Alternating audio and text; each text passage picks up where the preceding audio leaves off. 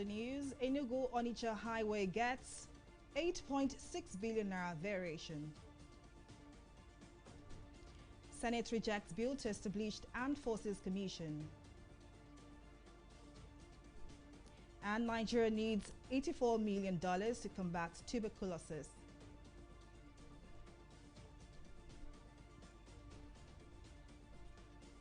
Hello and welcome to News Now. I am Folashade Ogurinde. President Muhammadu Buhari on Wednesday presided over the 38th virtual meeting of the Federal Executive Council FEC at the Council Chambers of the Presidential Villa in Abuja. At the meeting, FEC approved the sum of 8.649 billion naira as variation costs for the completion of the 22-kilometer section of the 100-kilometer Enugu-Onitsha Road project. The council also assented to the purchase of laboratory equipment by the NCDC, as well as revision of the National Integrated Infrastructure Master Plan from 2020 to 2043. This next report has details. The Federal Executive Council FEC has approved 8.649 billion naira as variation for the completion of the 22-kilometer section of the 100-kilometer Enugu-Onitsha Road project. Minister of Works and Housing Babatunde Fashola made a disclosure while briefing newsmen at the end of the virtual council meeting presided by President Muhammadu Buhari. Revised estimate total cost of our project on the Enugu-Onitsha highway, and it was to add the sum of 8.649 billion to the section under contract to Niger Construction,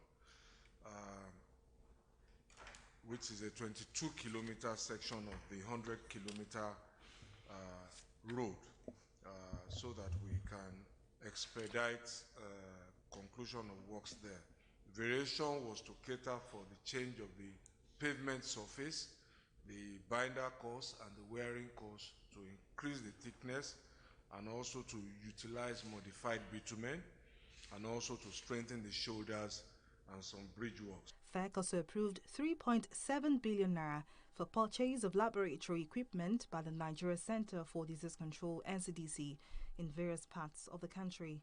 Minister of Health Asage Ehanire said the approval is to strengthen the agency's fight against COVID-19 as well as other disease outbreaks. It is for 6 contracts for laboratory equipment, and to the total worth of 3 billion and 70 billion 892,938 various equipment and supplies to strengthen the work of NCDC in various parts of the countries to be more ready for the work they do in diagnostics and preparedness, not only for COVID-19 but for any other disease outbreak of public interest in the future. Meanwhile, Minister of State for Finance and National Planning Clement Agba said the council gave approval for the revision of the National Integrated Infrastructure Master Plan from 2020 to 2043. There are about 7 asset classes that are contained in the master plan. This is in the areas of transportation, energy, ICT, agriculture, water and mining, social infrastructure, housing and regional development, security and vital registration. The maiden edition didn't have the macroeconomic framework embedded in it, but with the reviewed update that has been approved today by Council, it includes a macroeconomic framework. The minister said the new additions will come under the chairmanship of the Vice President, Yemi Oshinbajo, to provide policy direction on infrastructure-related materials. Folashade Ogurinde, TV360 News. There was a heated debate in the Senate over a bill seeking to establish a commission for the armed forces. The bill is seeking to ensure federal character is considered in the appointment of service chiefs. The lawmakers were sharply divided in their deliberations on the bill sponsored by Senate Minority Leader Eyinaya Abaribe. TV360's Abisola Adebayo reports. Senator Abaribe, in his lead debate, noted that the bill seeks to help strengthen national unity where every geopolitical zone of the Federation is represented. The Abia South Senator says the bill seeks to give effect to the clear provisions of Section 219.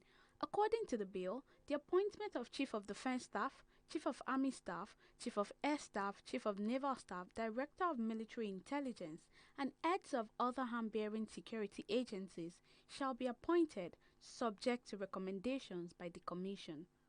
This bill seeks to establish the Armed Forces Service Commission to ensure that the composition, appointment of service chiefs of the Armed Forces of the Federation reflects federal character of Nigeria in the manner prescribed in Section 2173 of the 1999 Constitution as amended.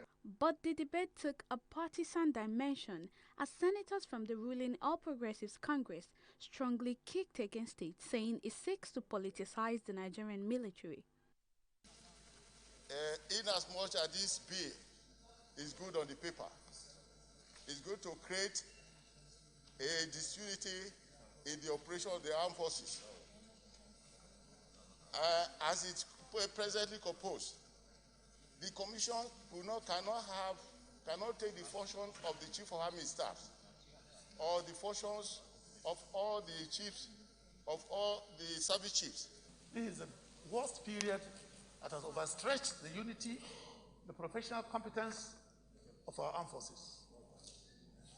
And for us now, to now want to introduce this commission at this point in time is going to be very, very diversionary. I am saying this, that we should not end up making a law, which is an act of the National Assembly, that will derogate from the clear constitutional powers already conferred on Mr. President.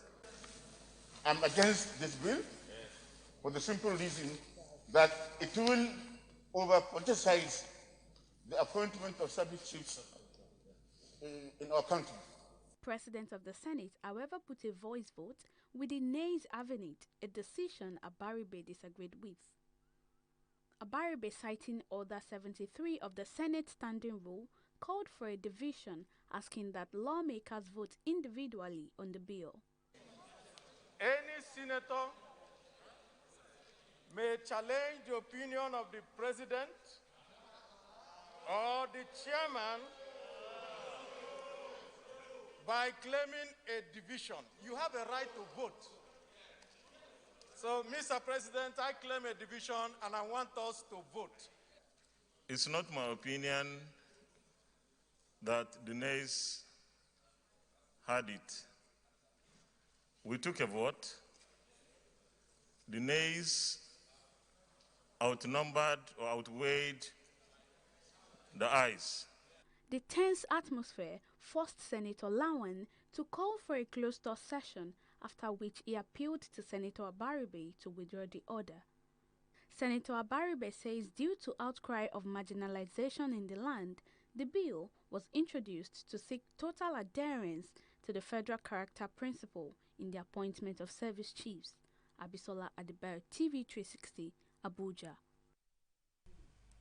In the last 2 weeks, the Nigeria Labour Congress, NLC, and its affiliates have been at loggerheads with government over a bill seeking to decentralize the minimum wage. Lawmaker from Kaduna State, Garba Datti, had sponsored a bill which sought to decentralize the wages of workers. But this bill has faced stiff opposition from the Labour Union. Simisola Adigun in this report looks at the issues and the probable solutions. All these are due to a bill seeking to decentralize the minimum wage. But what exactly is the bone of contention? According to records from the Office of the Accountant General of the Federation, in the month of February 2021, Kwara State received 2.5 billion naira as federal allocation. Ekiti received 2.9 billion naira, while Gombe State received 1.9 billion naira. In the same month, Kano State pocketed 7.3 billion naira, while Lagos State smiled to the bank with 8.8 billion naira. In 2019, internally generated revenue for Lagos State was 398.7 billion naira, which was more than 20 states combined. Kano State generated 40.6 billion naira, while Gombe State generated a paltry 8.4 billion naira. These figures clearly show that states are not equally buoyant both in federal allocation and internally generated revenue. This is why some analysts believe it is morally unjust to ask Gombe State to pay the same salary as Lagos State or Kano State. I think that it's unfortunate that NLC wants to ensure that every state pays the same amount. There are different cost contents and contexts in every state. There are different capabilities across the different states. They have different levels of IGR. They have different levels of federal allocation. So it's very important that the NLC understands why the states have a resistance to this flat rate that they want from the federal government. But for labor leaders, these facts hold no water. Decentralizing the minimum wage is sabotage to the efforts of workers who generate the wealth of the nation. The issue of minimum wage is a matter of workers' rights, and therefore it has to be treated centrally. The issue of minimum wage is not a matter to be treated in isolation. You recall that this law was enacted far back 40 years ago, and it has been a practice that has kept mutual respect for both employer and employee at the work site. Labor and government are still locked in negotiations over the minimum wage, as well as the price of fuel, which is likely to increase. Labor is insisting the minimum wage cannot sustain workers if fuel is increased, asking government to fix the refineries and stop importation of fuel. Analysts believe for the country to move forward in terms of infrastructural development, subsidy must be removed. I don't think subsidy is sustainable, really. At some stage, we are going to actually have an adult conversation about this issue of subsidy. Because you can't, on one hand, government be demanded to subsidize fuel, at the same time expect infrastructure development and all the other things, and then at the same time not pay taxes.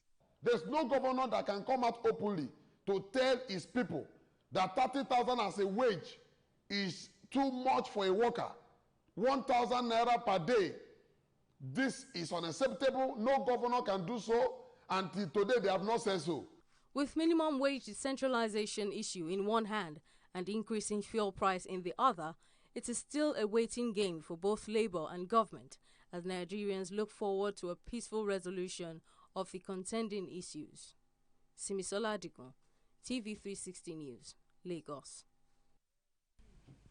The National Drug Law Enforcement Agency is soliciting the help of the Lagos State government to address the growing cases of drugs in the city. Chairman of the agency, Buba Mawa, said this when he paid a courtesy call on the Lagos State Governor, Babajide Sanwo-Olu, at the Lagos House Marina. TV360's Bisola Adebayo reports. The scourge of drug abuse is on the rise in the country, with Lagos becoming a transit point for drug barons. NDLEA chairman Buba Marwa says 1 in every 7 Nigerians is addicted to drugs. This is why the agency is seeking the help of the Lagos State government to address the issue, which is prevalent among the youth. Marwa, who commended Governor Babajide Sanwo-Olu's administration for the efforts being made to address drug abuse in the state, called for integrity drug tests for students and politicians, especially those contesting for public offices. The drug scourge is now an epidemic in Nigeria. Everywhere, all the communities, drugs, drugs, drugs. The prevalence is 15%, 3 times the global average. 1 in 7 Nigerians take drugs. Lagos is not left out. First, with the integrity drug test for students, because it's our youths that are in peril mostly. So students, especially in tertiary institutions, new entries, they should do drug tests. Then those coming back from vacation also, they'll do drug tests. We'll be able to establish and the NDLEA will always be there to support. Governor Babajide Sanwo-Olu says his administration has put in place some measures to address drug issues, among which is building a full-fledged mental health rehabilitation hospital to tackle drug cases in the state. We can assure you that we will certainly not relent, on our oars, and we'll try and continue to raise the power of governance and make you proud. On very important matter around what your direct responsibilities are now and where all of this is as a nation, I think is a big source of concern. We have had very many levels of conversations and discussion at the State's Executive Council meeting on how well we can halt or we can reduce the scourge of what we're seeing, because the first thing is the reality and the acceptance of that reality. Indeed, we know that it's prevalent in our society: drug abuse, drug use, and all sorts, in all forms of shape. The governor, who admitted that drug issues are prevalent, says government is not sweeping the matter under the carpet, but tackling it head-on to find a lasting solution to it. Governor Babajide Sanwo-Olu thereafter promised that the Lagos state government will collaborate with different commands of the NDLEA to ensure that the campaign against drug abuse gets to every part of the state. Abisola Adber, TV360. Federal Ministry of Health says Nigeria requires around 384 million United States dollars to effectively control tuberculosis in the country. This is part of the issues discussed at the Pre-World TB Day 2021 media conference in Abuja on Thursday. Tuberculosis, according to specialists, remains the world's deadliest infectious killer and one of the top 10 causes of death worldwide. Nigeria ranks 60th among the 30 high-burden countries for TB and first in Africa, thereby accounting for 11% of the global gap between TB incidents and notified cases. We have $384 million US funding gap. If you times it with the current exchange rate, that will give you the funding required to tame the scourge of tuberculosis in Nigeria. And we also have the data that we have only 30%. So we have 70% funding gap out of this lot I've given you. The emergence of drug-resistant TB poses a major health threat and could put at risk efforts to end the disease. The theme for 2021 World TB Day is "The Clock is Ticking," which serves as a wake-up call for the TB community to unite towards achieving a TB-free world. Some people attach the cough that they have been having to supernatural forces and other things. There is need for people to educate them, to say that that cough you are having is not is not because of witchcraft or any other supernatural means. It could just be tuberculosis caused by a germ.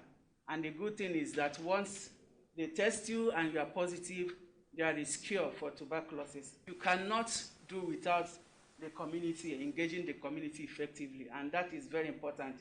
If we must identify the cases, if we must put them on treatment, and in case of emergencies, be able to track them to ensure that they comply with the treatment, and also to encourage them. Most of our primary healthcare centers in Nigeria already have TB clinics. But the thing is, are people confident to walk into these centers? Are they confident that when they get there, they will find drugs, the laboratories will be working? So this is also a call. There's a funding gap, but the reason why the funding gap is also so high is because there's nothing to fall back on. The U.S. Federal Bureau of Investigation, FBI, has ranked Nigeria the 16th most affected country by internet crime in the world in 2020. In its latest internet crime reports, the FBI said Nigeria received 443 complaints relating to internet crime last year. According to the FBI, victims lost the most money to business email compromise scams, romance and confidence schemes, and investment fraud. Victims of such scams globally lost $4.2 billion in 2020, compared to $3.5 billion lost in 2019. The report also noted that fraudsters took advantage of the year 2020 because of the COVID-19 pandemic, with one of the most prevalent schemes being government impersonators.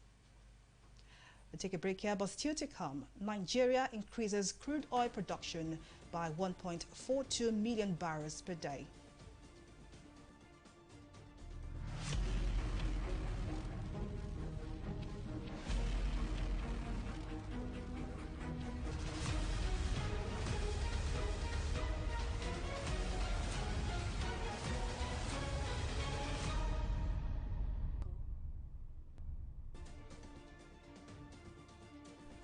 Well, let's take a recap of some of our top stories. The Federal Executive Council has approved the sum of 8.649 billion naira as variation cost for the completion of the 22-kilometer section of the 100-kilometer Enugu-Onitsha Road project. The council also assented to the purchase of laboratory equipment by the NCDC, as well as revision of the National Integrated Infrastructure Master Plan from 2020 to 2043. We also told you that the National Drug Law Enforcement Agency is soliciting the help of the Lagos State government to address the growing cases of drugs in the city. Chairman of the agency, Buba Mawa, said this when he paid a courtesy call on the Lagos State Governor, Babajide Sanwo-Olu, at the Lagos House in Marina. But in case you miss any of our news bulletins, or for more updates, do log on to our website on www.tv360nigeria.com. You can also follow us on our social media platforms on Twitter, Instagram, YouTube and Google Plus at TV360 Nigeria. On Facebook, we are at TV360 Online.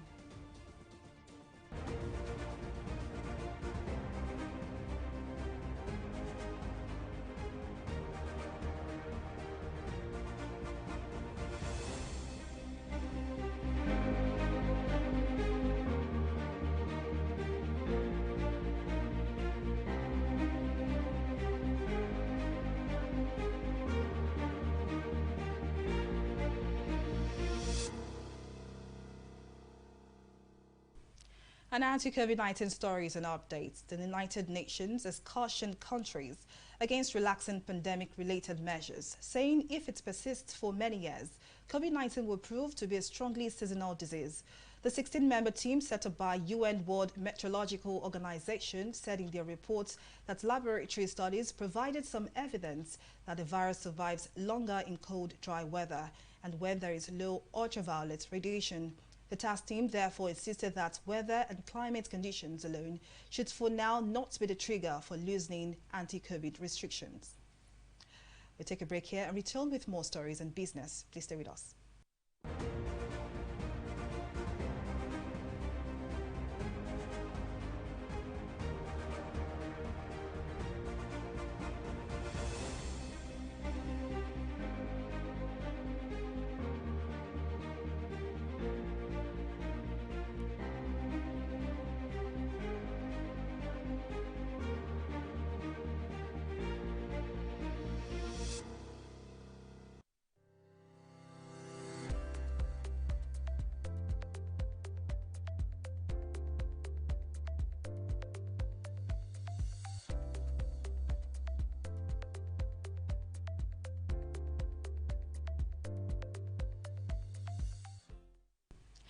Welcome back. Let's now join Abisola Adebayo to bring us the latest in the world of business and stock market. Thank you, Folashade. Welcome to Business News. Nigeria increased its crude oil production to 1.42 million barrels per day in February.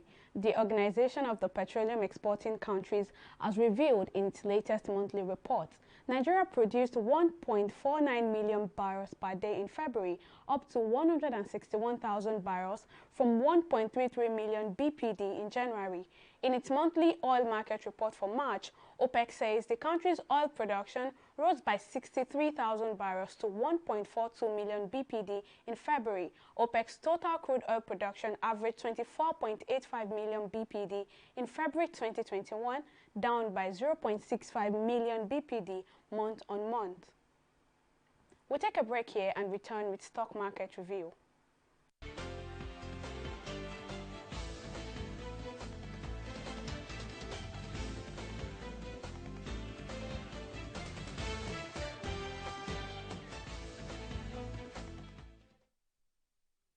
Nigerian stocks ended the fourth trading session of the week on a slightly bullish note. Early analysis shows that some stocks started the bullish trend in the morning, recovering from the sell-off at the early hours of the trading session. The all-share index, as you can see here, drifted higher by 0.54% to close at 38,914 basis points, as against the 0.04% depreciation recorded previously. Similarly, the market capitalization also recorded a 109 billion naira increase as it closed at 20 trillion naira today.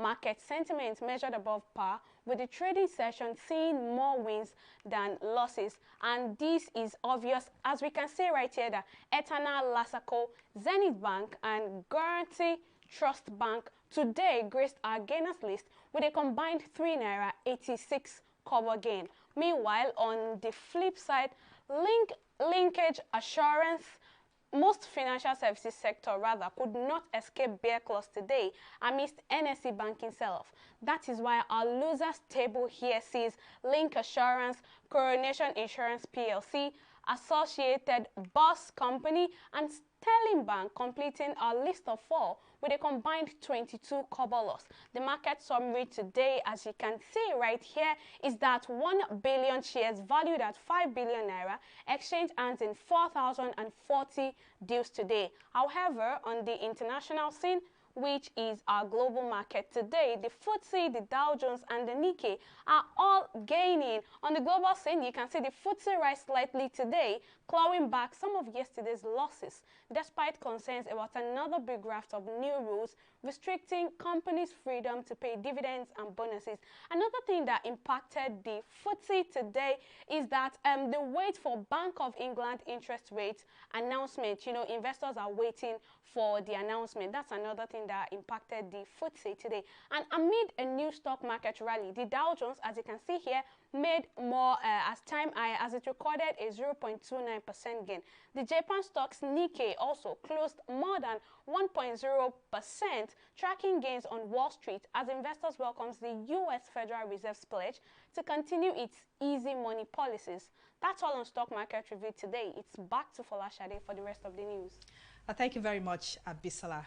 Now, on this foreign scene, 30 people, including 11 civilians, have died in 2 days of fighting between government forces and militia in the eastern DR Congo province of Ituri.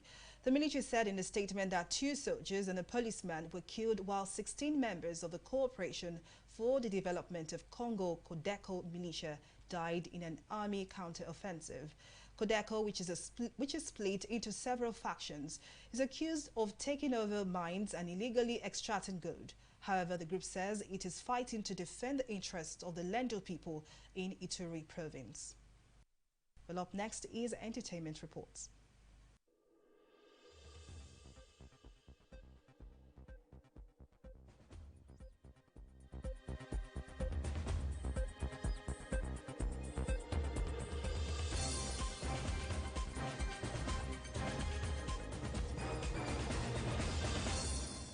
Popular Nigerian musician Davido is obviously not resting when it comes to representing the country on the world stage, going by his venture into Hollywood. In an interview, he revealed he is set to appear in another Hollywood flick. The singer opened up about playing the role of a taxi driver, adding that the movie was from the makers of the popular 2006 film Blood Diamonds. Recall that Davido recently featured in Coming to America.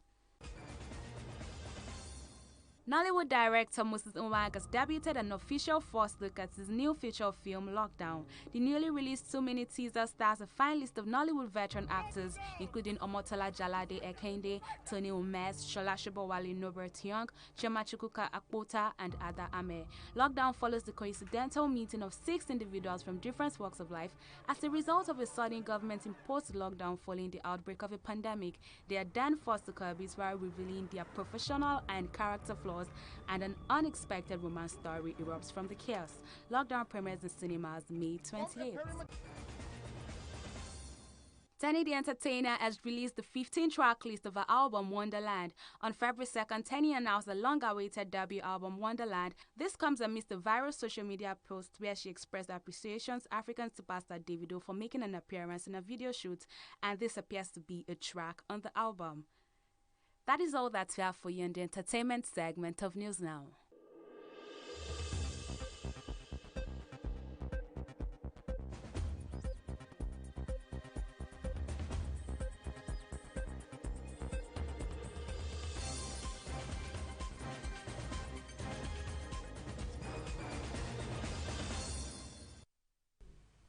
Away from entertainment and now to sports. Eyimba Football Club's quest for a first Confederation Cup title got a little setback on Wednesday in Soweto as the People's Elephant lost 1-2 to Orlando Pirates.